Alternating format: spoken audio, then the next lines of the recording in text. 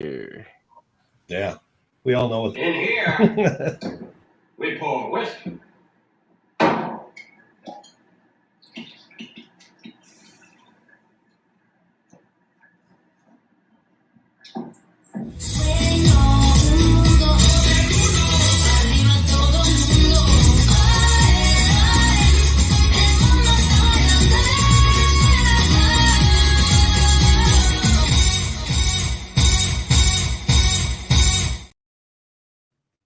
Whoop, whoop, whoop. Welcome to Mundo Madness Monday. I hope everybody's having a great, happy Memorial Day. We've got a special guest in the house, Mr. Darth Alice himself. Sup, sir? How Well, you doing? oh, doing. First up, go ahead. Go ahead. Oh no, doing good. It's a relaxing Monday holiday here, and actually, I can step away from the bench for a minute, and not be working on things. It's great. Thank you for inviting so, me. first things first, I want to thank you for your service, sir, and take a moment for all of those who actually, paid the ultimate price for us being free and for us to be doing the show today. So, yeah, I hope everybody is having a great Memorial Day, and thank you to all the servicemen, thank you to all the service women, and all those who are in the forces. God bless you guys. Um, all right, so let's get started. Mr. Darth Alice in the house. I am so honored that you will have come to be here on the show with me, sir. Oh, you're very much welcome. You're very much welcome. So I can carve out a little bit of time to this. I mean, to tell you the truth, I don't really do a lot of social media. I just show pictures of pretty things on occasion, and that's about it. I've Well, been you very you know, with go those ahead. and videos of stuff. I really haven't really spent much time at it. Yep. So, Cincy, how you doing, sir? Glad to have you over here, man. Glad to have you here.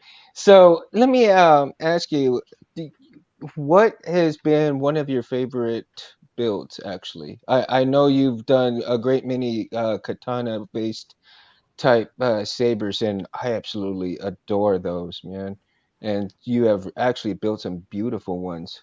But what is your kind of favorite build, so to speak?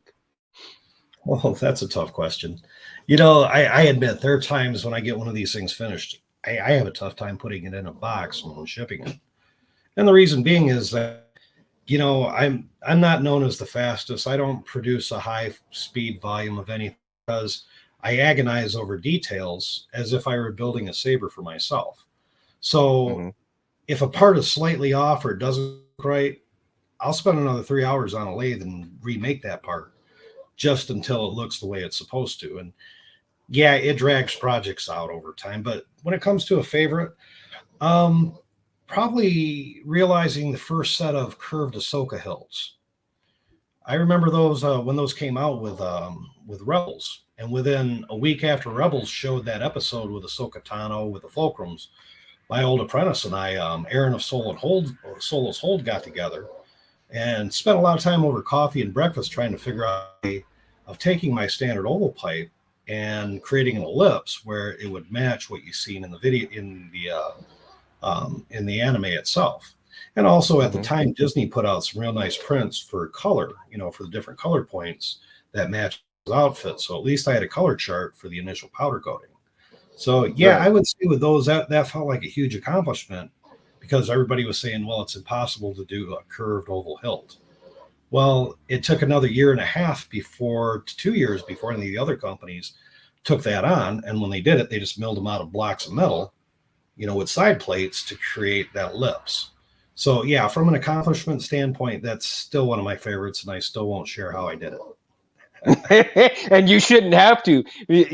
Titan, how you doing, guy?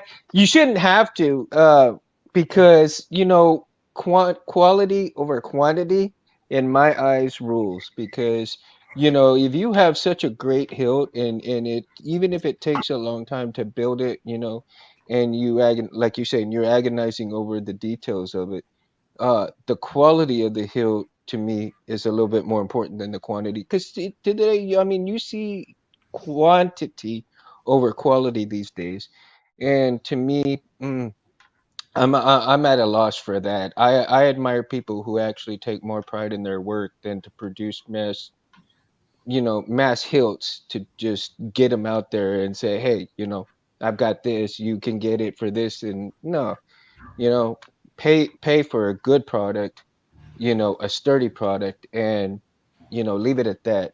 Don't get some, unless you're willing to just pay. Okay, I'll pay 150, $250 for a cheapo that I'm gonna scratch up and break and all that good stuff. You're willing to lose the money, then go for it. Otherwise, you get a good quality hill, good quality art, all that good stuff. So that's important. Um, in your eyes, do you struggle like with when you're making your hilts? Do you struggle with deciding what hilts to work on first? Or do you have a set like schedule, like, okay, I'm gonna work on this one, then this one next, then that one next, like down the line? No, it's actually chaos. Chaos. Yeah, I don't draw blueprints. I don't write hardly anything down. And actually, I keep files for all my customers. And really, my wife gives me off like a sheet once a month so I can see, how long ago somebody put a deposit in, and that guides me towards when I have to start their project. But for the Hmm. most part, usually I'm waiting on stuff, waiting on electronics, waiting on materials that I just ran out of. It's always a waiting game. So generally, while I'm waiting on stuff for one saber, I'm machining a different one. This Right. one, I get so far with this one, I'm tired working at that one, or something like maybe I broke a tap in a part and I'm pissed. I'll walk away from it and jump on a different project, work on that until I figure out a solution for this one that I just screwed up. There you go. There you So go. it is kind of a chaotic type way of making things. I admit I'm very disorganized. I am too, man. I'm working like on four different sabers. I had that memory saber that was working fine, and all of a sudden I don't know if it's the pins or because everything works fine except for the blade. All of a sudden the blade stopped working, and everything that I've checked has come out okay. So I'm trying to figure out what's going on. Maybe there's a something on the board that's not working right. I don't know. I'm just trying to figure it out. But Well, try this blade. JT. So yeah, I mean, but of course, on top of the memory, saber, I'm working on an F-16. I'm also working um a Vader hilt, and also I'm gonna my dad's memory hilt is gonna be working on pretty soon too. So I've got like all these different hilts. Like I can't even do just one thing. I do one thing from each different little build. So and then go from there. Mhm. Yeah, that's a lot of times how Uh, you have to do it, because there's so many components involved in each piece. yeah. And for me, a lot of times, I mean, a lot of the stuff I build, I make every part and piece of the saber. So I'm not Hmm. using anything production to do it. It's all just parts that I'm making on lathe and milling machine. And that tends to take a long time, especially like these. I know these have been probably every company out there has made a version of these things, but the TFU1 Hmm. Star Killer, Oh man, look at that. Yeah. yeah, it's in process of being wired, obviously, but this one I did a Right. complete lasered back panel. I've got a fiber laser machine, and it's all like a circuit board pattern. Then I've got windows I cut out in the back for a piece of photon Hmm. to light up a string and behind all of that for Hmm. accent.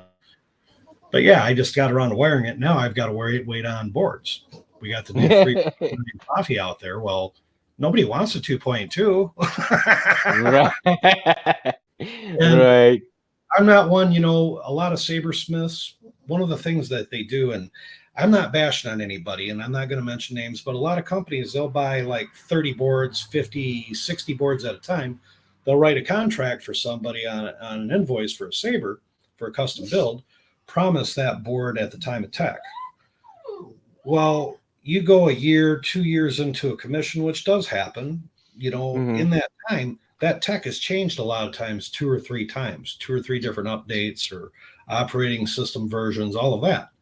So by honoring the original agreement and giving what was promised, I don't believe that's right, because what I find people in this hobby, especially a lot of the people that are the big time collectors, they want the latest and greatest stuff with a bunch of effects and blinky, removable cores, and where you can see the crystal chamber and all of that stuff. Well, of course, Profi is always, well, for the last few years, has been getting better and better and better when it comes to all the things that it can do being open source. So I'm not trying Right. to promote that particular board. I mean, I've used pretty much every board on the market at some point or another, and I have ones I prefer to use and ones I won't touch with a 10-foot pole due to whatever Right. experience I've had, like anyone else. Yeah, exactly, exactly. I mean, that's also important. You have to find out what you like, what you believe in, whichever board you go with, it doesn't matter. Because, you know, in the long run, what you're comfortable with and what you like and what you enjoy using is just as important as your building. So that's always a big plus for people. One of the things that I actually really also enjoyed seeing some of your builds was the woodworking part of, putting wood on your hills. When did you decide to do that? That to me is just phenomenal. And did you do like woodworking stuff before you started putting them on the hills? Or did you just kind of incorporate the woodworking while you were trying to do certain builds? Well, I grew up in a rural part of Michigan called Oxford, small gravel Hmm. pit, and my dad was a factory worker, and he always had a lot of tools in the garage. So I learned woodworking. I mean, we always had good shop classes back in the '80s. We had a great wood shop class. I took 4 years of machine shop, advanced machine study. I took 4 years of drafting. So I was already from that kind of background, anyways. But to answer your question, I think it was because of Brad Lewis of Sloth Furnace. He's the one that inspired me on that. He one day a few years ago, he showed us a picture of the Exquisite Champion, and I think this was right before, a couple months before Celebration 19 in Chicago. And I Hmm. kept looking at it, going, "Wow!" And then I started shopping for wood, and I fell on using Brazilian rosewood, or what they call cocobolo, which is Right. it's very hard, and therefore you can make a hill and make it structural, where there's not metal inserts in it other than just a couple pieces on the exterior for mounting. So the Hmm. first one I did was an Exquisite Champion that I built it in a couple weeks and then took it to Celebration as a belt hanger. Well, looking at it, I knew I could improve on it and come up with better. So I just started experimenting with different woods and different types, and now I've got 2 or 3 wood builds going on at the moment. I'm trying to get done. So yeah, that's what I did. It's just I treated the wood just like it was a piece of metal with my lathe. That's all I really did. Nothing And special.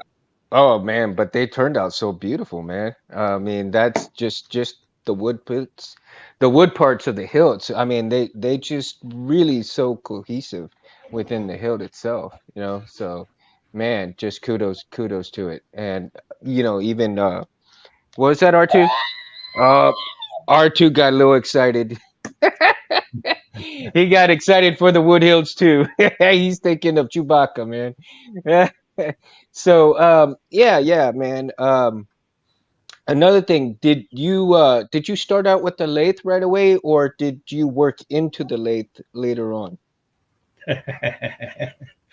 Actually, I bought my first saber. I got into the hobby just because one day I was on eBay and I looked up lightsabers. I'm like, I haven't thought about that in a long time, since the days in the '80s when they were like inflatable tubes with flashlights in them. I mean, I saw the first Star Wars in '77. I was like a 9-year-old kid, and built a basic beat on stuff lightsaber, after seeing the movie. But I was on the internet one day and I end up buying like a $80 saber from one of the mass produced companies out there. It was US. And I had it for a couple days. I'm like, it doesn't have sound. It's a stunt. Well, this is boring. And then I bought a master replica soundboard out of eBay, and then figured out how to put it in it and make it work. Well, Hmm. after that, I figured, well, this isn't that difficult. They're just metal pipes. I can make my own. And my first mill slash lathe was a 1960s Craftsman drill press that I was doing what's called guerrilla milling and guerrilla lathe work, where basically you chuck your part into the machine and you're using Hmm. files and everything else you can to shape it. And I built a few sabers that way, along with hand files, hand drills, until um, I could buy a lathe. And some guy had one for like $100 local, and it was a 1960s beat up Craftsman. And I put some money into it and started making decent parts with it. And then I was using that same drill press as a mill machine, with an XY axis vise until I could afford a real milling machine. And I've had Right. my these machines over 10 years now. Oh But yeah, wow. it's pretty damn primitive to tell you the truth.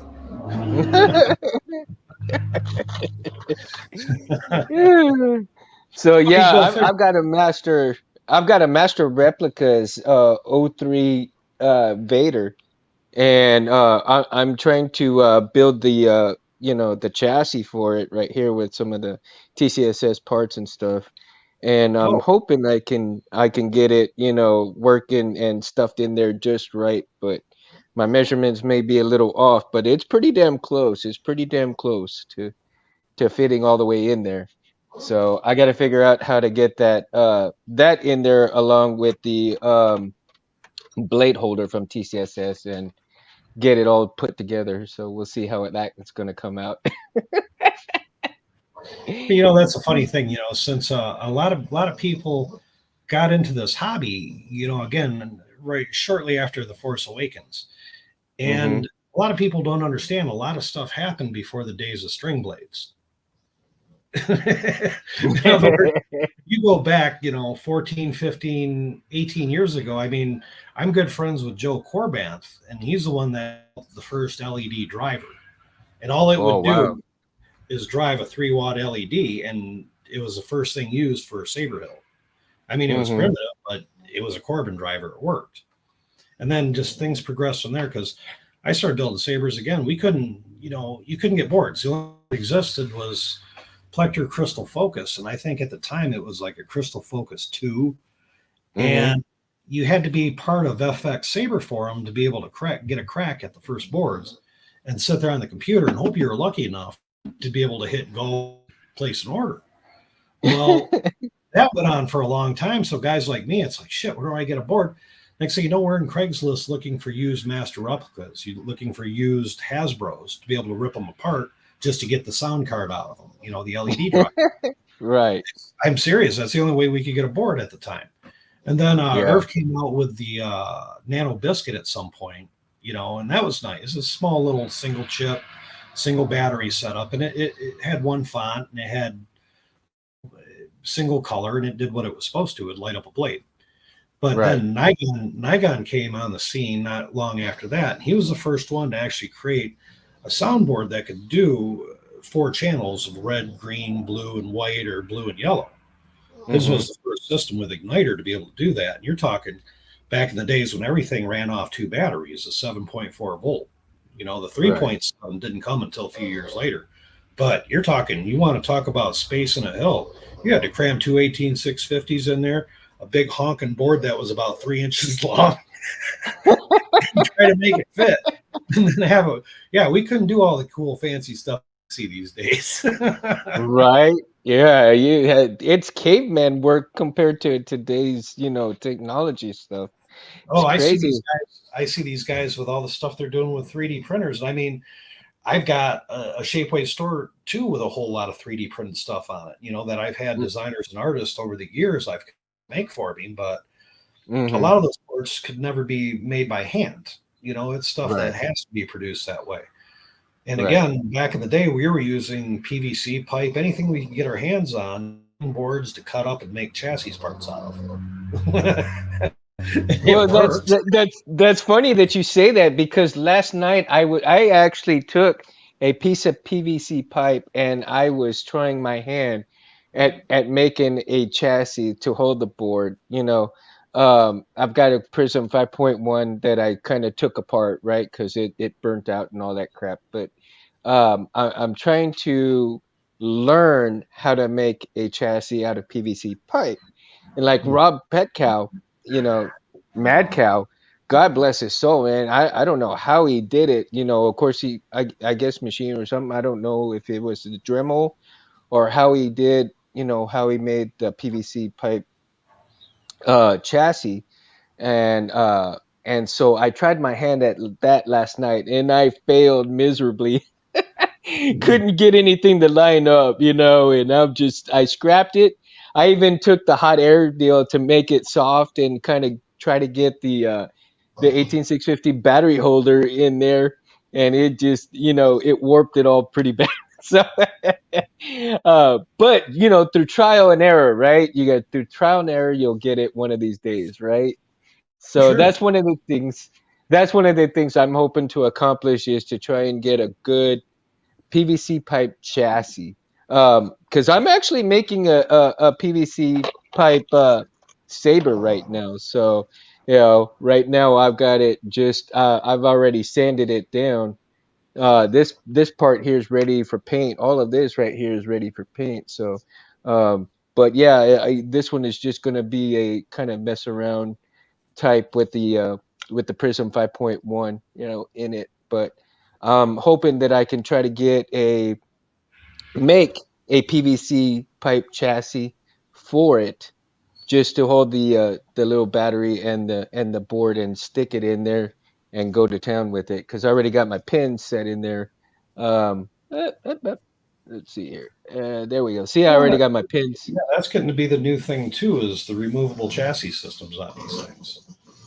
And it's again what I talked about with watching hobby advance to make it as easy as possible to. Well, a lot of necessity to get to the board is really the biggest thing these days. Right. Be able to get to the board so you can get SD card access or you want to upload something into it. Yeah. Yeah. But I got a build. I'm almost finished. It's a little, it's a Three Musketeer sword, with a basket hilt. And Right. I think I was one of the first ones to actually do that. I know Saber Forge, they've had many different models that they produced, but quite a few Mhm. years ago, I built that was a Scottish basket hilt lightsaber. It worked pretty well. Mhm. Well, now that electronics have shrunk so much, it's possible to build, a hilt that's a little over 5 inches long by like 120 in diameter and still have a fully operational saber out of all stuff. I just probably one of the smallest ones I made. I'm just about to start adding electronics to it pretty soon, but it'll be the type where you can pull the whole chassis out. You got the board, battery, connector pins, all that stuff right there. Mhm. So the access change any of the programming on the system when it's done. Mhm. Yeah, yeah. Like I said, man, the tech is just changing. It's nuts. It makes me like you said a little bit earlier. Makes me feel at times like I'm beating them together with rocks. I feel you. And what inspired you for the katana builds? I myself, I am a sword collector, and anybody in my family knows that, if I see, something, um, I tend to collect, katana swords or even martial art, weaponry and stuff like that. However, for me, one of the things that for lightsabers is that, they're a laser sword. So I kind of upped my ante, in my collection, my sword collection, when I got into the lightsaber, collecting as well. And but the one reason why I got into it was because of my best friend who passed away, several years ago from brain cancer, and I wanted to honor his memory. So again, that's when I said about the memory saber. I actually got his voice incorporated into it. When you pull the kill key, you hear "Que pasa, mama," and because that's how he used to answer me when I would call him. That's always his answer for when I called him. So now when I call upon him on the saber, he's answering me still yet again. So he's gonna live forever for that. Um, but for the most part, the saber collecting, I remember when I first started wanting to collect was watching Space Windu Anthony. His first his one of his very first videos I saw was the Great Jedi hilt that he had made. And to this day, that is one of the first videos that really got me hooked into it. And then after watching him, I saw your hilts, and it was just like, bing, I'm all hooked. I'm all, and especially when you did the katanas, I was like, I need a bib because I'm drooling so hard.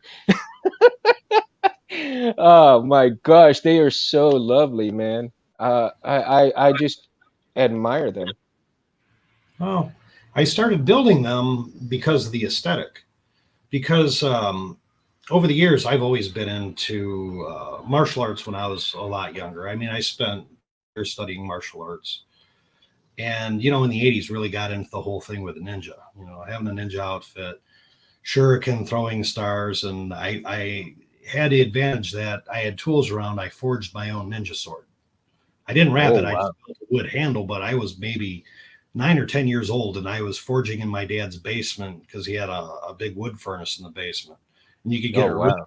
with a hair dryer, right? So I forged and temper a blade with it, or knives and swords and stuff.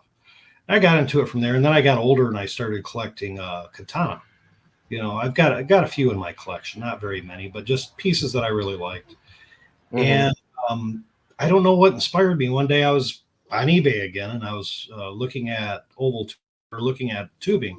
I plugged in oval tubing and had like a 3 foot section of the stuff that I used pop up. So I bought that and built my first katana out of that using a master replica board in it out of a perfectly good working Darth Maul saber I ripped apart just so I had guts for it. But after Yeah. that, I liked the way it went. And then I ended up hooking up a few years later, well, a couple years later with Josh Marlin of Cottontail Customs. He's a Hmm. professional sword restorer. Oh He can do wow. Suka cores. He does all the different work.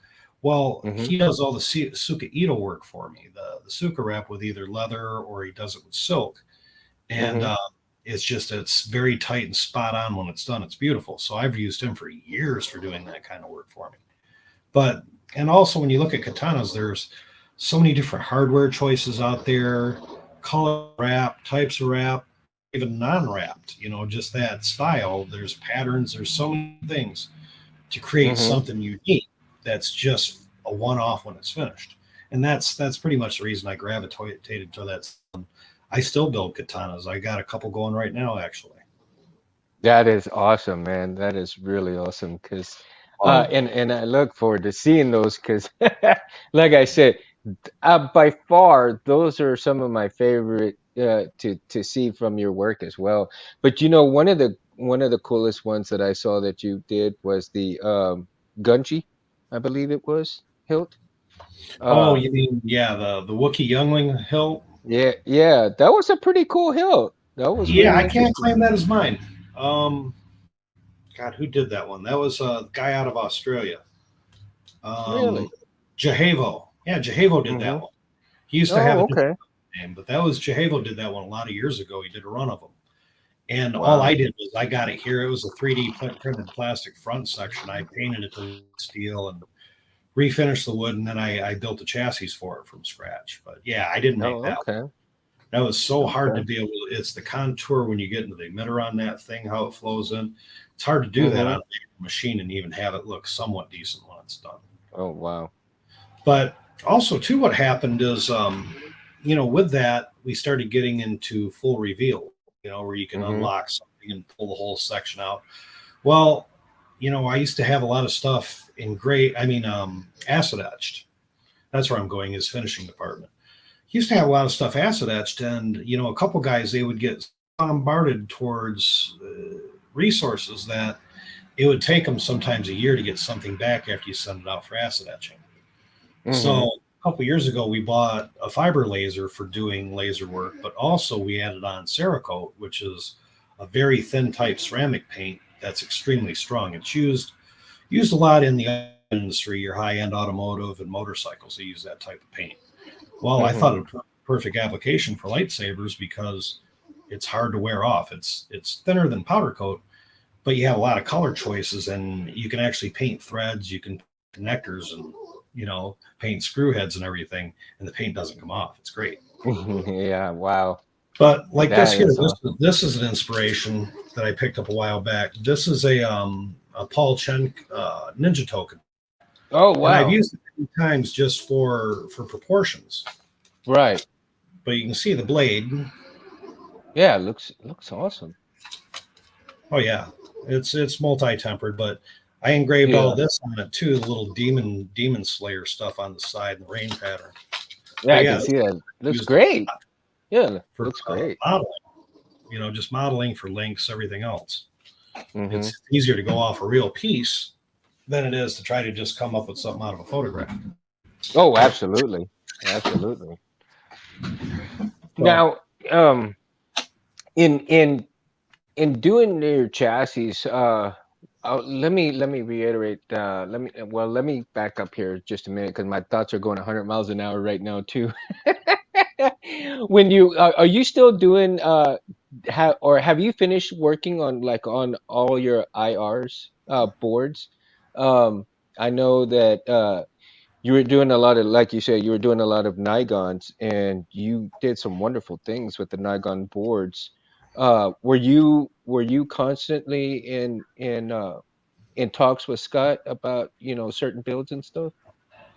pretty much, yeah. I used to speak to him quite often, because what he'd do is he'd put out a board and he'd have beta testers test everything, and then he'd get me some of the first versions of that new release. Mm-hmm. So yeah, I was in a lot of good communication with him. It's kind of sad how it worked, but he's got a full time job and he's very successful at what he does as a computer programmer. Right. So the lightsaber thing, he just did it to come up with an alternative to the only thing that was on the market to pretty much Mm-hmm. break up a monopoly for the most part. And Yeah. Oh, you I know, mean, he did an awesome job. oh I yeah, was able to. I was able to get one of the very last boards that he was selling on the market because the minute I actually, the one that I purchased, the day that I got it in my mailbox was the day they completely stopped selling the boards. So I've got that board laying around, so I'll be working on that one, in the future later on, and hopefully I can get that one wired up and mess well, around with. this one's been back here twice so far. Oh, I built see, this I love that. 7 or 8 years That ago. one. I built this, right? And Uh-huh. it's originally had Igniter 2 in it when I made it. Well, then it Uh-huh. came back for Igniter 3 with Smooth Swing for an upgrade. Well, the Mm-hmm. original owner just sold it to the guy at the Saber Museum. So now I've got to put new property point nines and string blade set up in these things. But that's Oh what's wow. happening more. My old stuff keeps coming back. I've got more of my builds keep coming back for electronic upgrades because things have changed so much since they were installed. Right. But it's a great feeling though when you can pull one out of a box. Do this. Yep, boot up. Oh.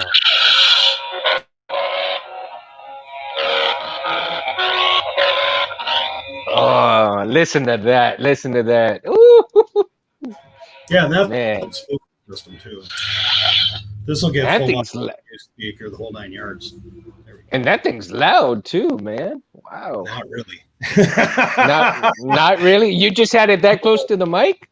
Apparently, it's got like this real thin 23 millimeter. It's a cheap speaker, but at the time, Oh, okay. the disadvantage that igniter had is that you could only run an 8 ohm speaker. You couldn't run a 4 ohm, and there Uh-huh. really isn't that many. There is these days. There's a lot more choices, but for the longest, I could only get a 23 millimeter little thin speaker, and some of them would sound great depending on the resonance chamber, how it was built. Some of them sounded terrible. Really low on volume. And these days I use a lot of 23 millimeter Vecos because you set those up. Them suckers are pretty loud. You can get Yeah, quite 22 millimeter Veco. I mean, they're a right. relatively loud speaker for the size. You crank them up to like 1800 on your config, and they Oh sound my pretty good. gosh. Yeah, but on Eh, chassis system, for the most part, if I can order up a chassis system and use 3D printed, I do. Like on all the mhm. Katana stuff, I have a couple different standard systems just for that.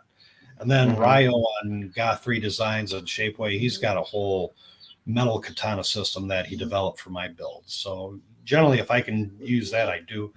Some stuff I'll still hand make a chassis if I need certain dimensions and everything. But for the most part, if I Mm-hmm. can use printed, I do. At Yeah. least for the base of it, for the beginning of it. Right. So what is one of your favorite part of the builds itself? I know for me, just relaxing is doing the just the wiring kind of part of it, soldering the wires together and just kind of, figuring out which way they're going to run. That to me is a little soothing. But what is your favorite part of the building process? The Well, start, the middle, the precision lathe work, just working on the lathe and getting stuff done because I don't thread parts together. They're all precision fit. Everything hmm is barely fits together and is usually held together with set screws or reverse hmm tension screws. But that's my favorite part is being able to sit back with the lathe and produce something that's very tight, very precise. Take it from that point, from all these parts I made, hand it to my wife, have her paint all of it, or get it all lasered first and have her paint it, and then hmm just the whole process, and then holding the finished thing, going, yeah, I started out with billet metal. That's about my favorite part, doing it completely from hmm scratch. Yeah, absolutely. That's cool, man. That is Mhm. cool. And I really admire people who do work on that lathe and stuff because that takes a lot of ingenuity to, to go through that small of detail and to go ahead and have those precise measurements and get to that point. Now, I'm sure that there's been some frustration parts where you may have been off like maybe a millimeter or two at some point and you had to redo it, or has it just been pretty close to where it's a little give and take and you're okay with those Well, measurements? there has been times I've made a part and it didn't quite, the dimensions were off a little bit and it didn't quite fit right. Yeah, I might trash a part over that. But a hmm lot of times there's a machining trick that can be done when you're getting into that situation when you got parts that are tight. If hmm the male part is a little bit undersized and it's loose, a lot of times you can take a knurling tool, put a heavy knurl on it, and that'll make up a few thousandths of an inch, enough where Oh it'll now wow. hardly fit back together again when you're finished with it. So I mean hmm that's a trick that I employ at times. It's just knurling the male end of the part to make it fit correctly. Especially if they're going to be just like permanent pieces that get JB welded together. Yeah, hmm I'll make them slot that way, sure. But generally, Sweet. I'm pretty close. I mean, I've gotten pretty. I don't use DROs or anything, but I can generally see pretty tight on dimensions, and I use digital Well, calipers and everything. So yeah, there that's you about my go. favorite part. Just putting out a nice part, looking at it, going, yeah, that's what I want. That is cool. Did your wife start painting stuff right away with you, or did you have to kind of like get her into it a little bit? Because Well, I mean, she does some extremely great work, man. well, thank you. I threw her to the wolves. Yeah, I bought a compressor, I bought a sandblast cabinet, and a starter kit from Cerakote, and just I did it because all for the main reason I wanted to keep it in house instead of stuff out for powder coat because powder coat changes tolerances. It's usually it's plastic, it's thick, hmm um, and plus for me, a lot of powder coat to me looks like your Sabers now made out of plastic instead of being metal that it actually is. hmm Depending on colors and finish. But my big thing was on the katana reveals, where you could slide back. I wanted to be able to paint the tang and have it match and not wear off easy. That was the whole reason behind doing it. The paint build. Well, there's so many colors and different color choices, and she really gets into applying it. So I let her sit down and pick colors and order paints and do what she wants. Well, there you go, man. I mean, So like I a said, lot of she does a stupendous job because the color schemes that come out for the katanas and other builds, man, they're just spot on outstanding. I mean, how she comes about doing it, man. I love seeing the work. I love seeing the work. So thank you guys for everything that you guys do. So it's just like for me, um, it's a pleasure and an honor just seeing the art that comes through the sabers that you guys produce. And most people, like I said, that they're so in a hurry to go buy these other type of hilts, lesser quality, and so forth, and they don't take the time to do the research on who to go to, who not to go to. And again, in every show, I try to mention Lando from Lando Sabers, who has done an outstanding job of research on who to go to, who not to go to, as far as saber companies and saber stuff, so that people have that choice of where to go. And especially with you, um, Darth Alice sabers, where you focus on quality instead of quantity, and in a market where everybody's in a rat race to try to pull out quantity instead of quality. So, again, it's very much appreciated that we have people like yourself that depend on the quality and over, the quality over quantity, excuse me. Um, and it fathoms me for how cheap, like you were saying, that people build a certain kind of hill and they sell it for this small amount, and how can they do that with what they've got? I mean, it's unreal, so they're Well, it's economy of scale. I mean, really, when you look at it, it's like I was talking about. 2014 hit, the hobby exploded. I mean, it was already a decent sized hobby to begin with, but it was really just small Facebook groups and your saber forums. Those were the people really into it, and some of the cosplayers were really into it to have something that looked good with a costume. mhm, Well, once it really went mainstream, I mean, you know, a lot of people that are in this are always afraid that they're trying to corner the market on the latest greatest hill, not understanding that it doesn't matter what they produce. There's always going to be 5 or 6 other companies that are going to have something that looks pretty much the same for around the same amount of money. It's just for the business. But with that, right. it serves a purpose. I mean, I wanted to get a couple lightsaber grandkids for Christmas. They're 9 and 10 years old. I didn't want to build anything. I mean, I could have built them something, but go online. There's special sales. Get an LGT for $90, and the kid really feels like he has something. Yeah. Which is what I did. And then they both had sabers that could change colors, made sounds, and they can beat on each other. Darn things. So it served a purpose. See? For the casual guy just looking for cosplay, there's a lot of you're only want to spend a couple $100 on this accessory. There's a lot of choices in that to find something. It's just Mhm. when it comes to all the handmade stuff, it depends on the level of somebody's passion in collecting. That's really what it is. Just the different levels that are out there. Right. Absolutely. Choice of what you decide you want to go with. And that's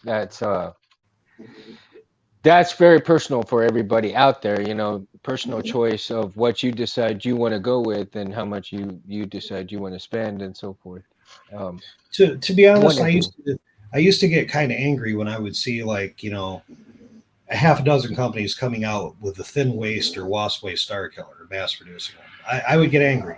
I would see Hmm. a whole bunch of people producing different types of things that I've done, or katanas that look just like mine. Or there's one company out there that sells a real cheapened version of my Slim Coda. It looks just like it. Hmm. I used to get angry about that. Really, I've realized that there's such a huge number of people into this that collect sabers. I don't care what they copy, for the simple fact that I can't pull a copyright anyways. Yeah. Number one, the mouse owns all that. So Right. when it comes to recasting, the only people that check you on recasting are other collectors. You public could care less. you know. Right. So I Right. guess going with that, I come out with katana sabers. Well, they took off. A lot of people, companies started building katana sabers. Um, the curved Ahsokas. It took. Guys, a long time to figure it out. But now there's a half dozen, dozen versions on the scene. I guess And some are awful. I take pride that mine are still trading for about what they sold for originally. I'm glad to see that. But Yeah. again, I mean, it's just, and then the whole thing with Teflon wire. That was something I came up with years ago using Teflon wiring just from military experience. I spent 4 years with armored cavalry out of Texas. Well, all those engines in the tanks, all those electronics behind the turrets, all those electronic controls were all built out of military spec Teflon wire. You couldn't burn Hmm. that stuff. You couldn't melt it. Well, I rewired most 69 Roadrunner with pieces of harness that I kiped from the motor pool. 440 Roadrunner GTX, and a lot of the wiring came from various tank parts, connectors, the whole 9 yards. Yeah, wow. That's where that idea came from. I'm like, wait a minute, everybody's using this 26 gauge, it was 26 gauge PVC jacketed wire. Well, that stuff, you'd hit the end of it with a soldering tip and it would melt the back. Next thing you know, you're grounding on the board and you got a mess going on. Right. Well, I found out you could run just as much, if not more, voltage through a 28 gauge mil spec wire with silver strand than you could over that PVC without it melting. You could push 600 volts over 1 foot through Hmm.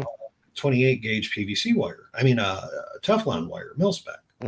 So that's why Hmm. I started wiring hilts that, and I kept pushing it. And I had older Smiths in the business pushing against me and bashing on me for doing that.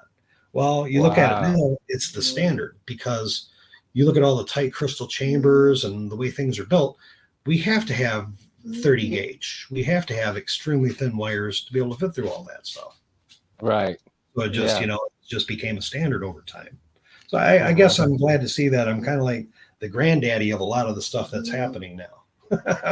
That's the way I look at it. That's the way I look at it, man. Because between you, Rob, and Petcow, and a few others. I mean, very few of you guys were the pioneers of really making the standard of what is going on now.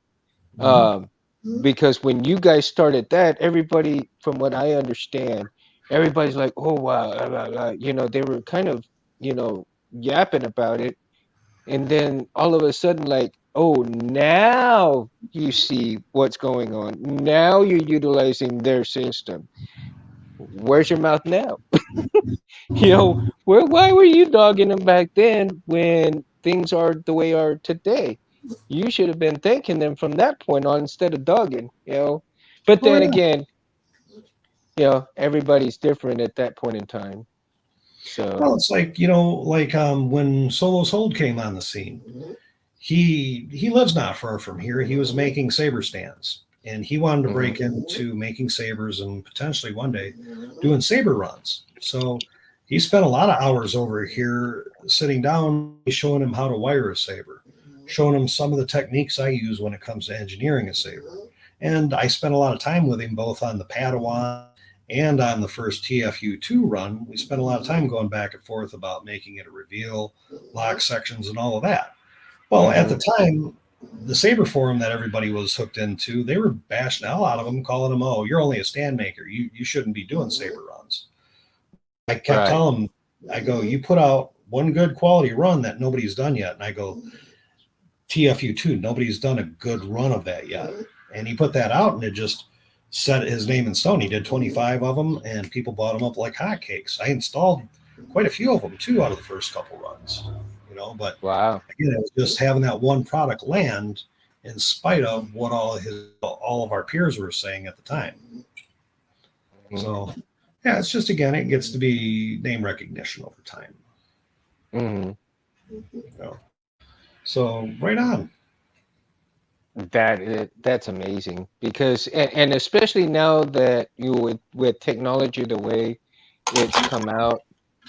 And now we have the full spectrum of the normal from what you guys set in stone back then to what it is now, and everybody's like on board. Where do you see the future of saber building from here? Do you see it kind of tapering off? Do you see it? I know you're never. it's never going to go away because any new generation that comes around, there's always going to be, a market for, sabers because, with families, with the youngins coming up and growing up and learning and knowing Star Wars now, and then they grow up and they're going to end up wanting, sabers for the future and so forth. Where do you see the saber market getting leveling off, or do you see it getting much more fierce in the future? I just think it's going to keep growing, to tell you the truth. And I would say we're within the next three to 5 years, we're going to be seeing the Disney style folding blade. You know, the blade that recedes into the hilt. It won't be long before we're going to be using that stuff. You Hmm. know, people are bashing on it, going, "Oh, well, you can't duel with it." Who cares? Most people don't duel these things anyways. 90% of the people buy a lightsaber. They never smack another blade with it. It's mainly for showing it off, taking pictures with it, or sitting it on a shelf. And Hmm. again, you know, after seeing that a couple years ago, or however long ago that they showed the video of Galaxy's Edge with the blade coming out of the hilt, it's like kind of like a tape measure system. I'm like, all they can do is just keep improving it. It's just going to get better to the point where it's green, and we'll have some version of that at some point. You know, Right. and then of course the boards will get better. Obviously, they'll get louder and more features that people will never use. That's bound to happen. And I go that Right. to me that's one of the disappointing things. And I sound like an old guy saying it, but it seems like the millennial engineering is let's keep improving things and adding so many things that will have so many different options for people to use that it gets to the point where it turns people off. Yeah. You know, I was kind of thinking of that, but one of the things that I seem to think sometimes less is more, and Mhm. even, that the type of hilt that you build, sometimes, just a plain Jane hilt looks pretty cool compared to one that's got all of this mess on it and, all of these greeblies. But then, where do you see it do you see it as far as, the art form of it, or do you see the aesthetic of dueling with it? So, by choice, I guess the beauty is in the eye of the beholder, right? So for the different type of hills, different type of styles. Um, Well, we're going to see a lot more new properties coming out with Disney, obviously, and with the advent of AI and art rendering, we're just going to see more and more wild stuff. That's going to be. It'll just take more and more young people that are skilled to produce this stuff. That's all it is. I mean, I'll be 54 here in a couple months, and I mhm. look at the stuff these guys that are half my age they're producing, and it blows my mind. I look at their skill levels and I envy them at times, wishing I was at that level of machining. And Mm. I'm talking like Divinium Customs. I look at his stuff; it's nuts. I mean, the Oh my beautiful God. lathe work and millwork he does.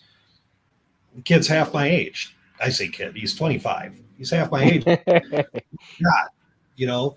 But what's going to happen to him? It's going to happen the same way. There's somebody that's about 9, 10 years old, sitting at their mom's house, loves Star Wars, going to get into a machining program in high school, and we'll be blowing him away in a few years.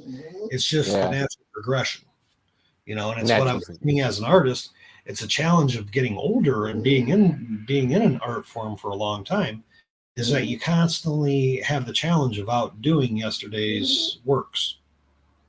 That's the daily challenge is outdoing what you've done before. People Right. don't want to see. It's I keep getting requests for TFU1 Star Killer hilts. I'm not real. I mean, I'll build them. I enjoy building them. It's a lot of time spent, and I charge a good coin to do it. But the line is, hey, you know what? There's so many mass-produced versions out there, and actually, the ultimate version of the TFU1 Waspway Star Killer is the one that Aaron created out of titanium. To me, that Hmm. is top level of the whole hobby. When you get into that particular hilt, it's the one Aaron created, and it was kind of Hmm. a basically an fu to, which I'm totally fine with. He created a beautiful piece of art. Right. Titan says, look at the diadium boards from Electrum. They crammed it with so much stuff. It doesn't work. Yeah, I know. I've got one. Titan. I've got one. So, that's the, I mean, they produce beautiful hilts and their customer service is great. However, that board is just, it's just not what it should be. And God bless them. I mean, I know they've been trying and trying to improve on it, but it's gonna be one of those type of boards that are just not appropriate for certain things. Yeah. Sinzi says you laugh out loud, you ain't wrong. Uh, what kind of help would you like to do that you haven't done yet? That's a good question. Yeah, that's a real good question. Um, I haven't done any cross guards yet. I've been kicking around the idea. Hmm. It's just of course the challenge of machining that connector to the side of the hilt and then making it do and look different than what's already been done. That's about the only Right. time I'm really interested in building something if it hasn't been done yet, or if it has been done, I was the only one that did it in the past. So I do honestly, I get a bit picky and selective with what I'll take on in the way of commission. It's Uh-huh. got to be that I'm going to enjoy seeing when it's finished. That looks good in the portfolio. Right. But yeah, that's about the only thing I haven't really tackled yet is doing a cross guard. With the Quillians and all that good fun stuff. I haven't done one of those yet. So you haven't done one of those. Well, man, see, that's interesting that you say that because and in all the pictures that I've seen your work and everything, I have, yeah, like you said, I have not seen a cross guard. And to be honest with you, I'm totally surprised that you hadn't done one. Um, but that's going to be interesting to see when you do produce one. I've done a few broadswords. Ones that Mm-hmm. were. I've got a couple that were modeled after Lord of the Rings. I've done a couple of those. The Sauron Mm-hmm. type, the Nazgul. Um, and then I've done a couple that one was themed after for a surgeon. He wanted like some kind of weird medical theme. That one Mm-hmm. almost looked like hammerheads on the crossguard itself. It was kind of neat. But yeah, I haven't done one with lit side blades yet because to tell you the truth, when it came out at first, I thought it was kind of stupid. But over time, Kylo Ren grew on me. And now it's out of all the Sith, my favorite characters just because he just loses it. He's pure passion, loses it, and destroys things, which I get. I think he's grown on a lot of people. When people first saw him, and I noticed that people were, like, oh, this is stupid, this is stupid. But I've seen him grow on quite a few people lately. That his following has become a little bit more prominent than it was back then when they first started showing, him on the scene. And Well, kind of like it's funny. kind of like Jar Jar Binks. I mean, I took my wife to see episode one when it first came out in the theater. I've been with her that long that we saw episode one together when we were dating. And Uh-huh. I'm like, we got out of that, and I'm like, I really enjoyed that movie, except for that stupid Jar Jar Binks character. She goes, yeah, he kind of wrecked it. Well, as I got a little bit older, I reflected on it, and I'm like, well, it's like anything Star Wars. They have to have some kids in. They have to have some goofy comical character that's going to endear children to it, which is going to be their next generation of consumers for both product and for content, obviously. Right. Well, now you look at Ahmed Best. I mean, shoot, he just showed up in Mandalorian season 3, and he got his redemption like George Lucas promised him. He's now that character that people that are in their 20s. I mean, they were little kids when they love him now because they remember him from being kids. Right. So yeah, I did you ever see where they made fun of Jar Jar Binks being a Sith? yeah. That was supposedly where the story arc was going to go with that character. That Lucas, apparently that's what Lucas was planning, that this goofy character that destroys everything is actually a Sith master, which it kind of would have made sense. It would have fit, but the fans would have rebelled and they'd never watch another movie again. So Yeah, I tend to agree because I mean, for somebody who's kind of heartwarming a little bit because he's so goofy, and and then to turn that way, nah, yeah, I think I would have been, I would have lost it and said, no, that's it. Cindy, I'm a firm believer in Darth Jar Jar. Exactly. That is too funny, man. Too funny. Well, sir, it has been an absolute pleasure having you here. Again, I so much thank you for your time on coming onto the show, and I thoroughly enjoyed it. And I hope you have a great, rest of the week and the rest pleasant day. And again, You thank as you for your well. service, sir. Oh, thank you for the acknowledgement. My family, we've been in every war and every ever since the original Revolutionary War. It's something we do, you know. And I've got a few friends that I've lost over the years, that just from complications from being overseas. So your thank you is much appreciated. So once again, Yes. and I appreciate you on your show. Thank you much. Oh, anytime, and you're more than welcome to come on anytime. Let me know. I'll shoot you an email and come on with us anytime. You're more than welcome. We'd love to Most certainly. have you. All I right, enjoy. so this is going to be Mundo Madness Monday today, Memorial Day. Let's honor those who have paid the ultimate price and thank everybody for their service and those who are serving, who are still serving, who are serving now and in the future. Thank you guys so very much for all you do for the forces and all the families, of those fallen as well. Thank you so much. So for Mundo at Civilized Sabers and Mr. Darth Alice himself, thank you guys. We certainly appreciate it, and you guys have a lovely rest of the day. And Mundo will be out. See ya.